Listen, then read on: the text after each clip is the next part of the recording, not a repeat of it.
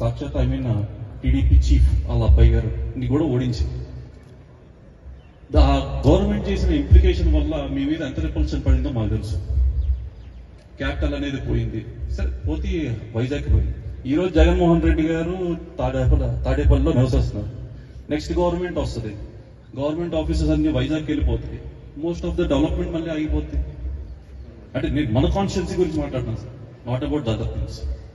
Next land values పడిపోతాయి. ఈ Aparna community గురించి చూసుకుంటే సార్, ఎంతో మంది రైతులు మన రెడ్డి కమ్యూనిటీకి అండ్ చౌదరి కమ్యూనిటీలో ఉన్న వాళ్ళు ఉన్నారు. గవర్నమెంట్ ఫామ్ అయ్యి ఎప్పుడైతే డెసిషన్ తీసుకోకముందు 5,500 రూపీస్ ఎస్ఎఫ్టీ కంపెనీ వాళ్ళు 3,500 రూపాయలు అమ్మేస్తున్నారు. ఒక్కొక్కరు ఎంతో లాస్. లోపల రాజశేఖర రెడ్డి గారు ఫోటోలు పెట్టినారు, ఇంకా దేవుడి బొమ్మలు పెట్టాల ఇళ్లలో. రాజశేఖర రెడ్డి గారు బొమ్మలు పెట్టినారు. లోపల బాధ ఉన్నా కానీ బయటికి జెండా పట్టుకుని అదే డబ్బులతో తిరుగుతుంటారు.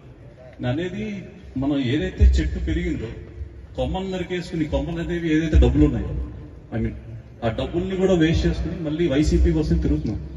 కానీ లోపల ఉన్న బాధను మీ దాకా ఎవరు ఎక్స్ప్రెస్ చేయట్లేదు. కానీ వీటి మీద కొంచెం రెజల్యూషన్స్ మీరు చూసి, అంటే మీరు గవర్నమెంట్తో మాట్లాడతారో ఆ రిపల్షన్ మీ మీద పడి లావణ్య గారి మీద పడితే అవన్నీ జరుగుతూ ఉంటున్నాయి ప్రజెంట్ యాజ్ ఆఫ్ నౌ, బయటికి చెప్పుకోకపోవచ్చు. కానీ